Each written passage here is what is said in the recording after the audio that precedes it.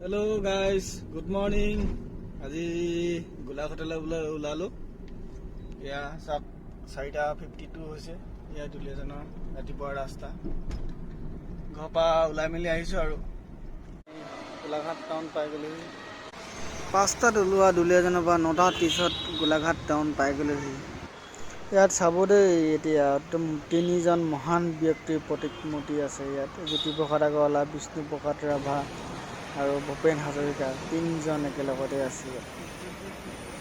একদম দুলীয়াজানৰ পৰা জাঁজীলৈকে অলপ চলপ ৰাস্তা বেয়া আছে, আৰু আপোনাৰ জাঁজীৰ পৰা গোলাঘাটলৈকে একদম ফাইন ৰাস্তা, টিপটপ।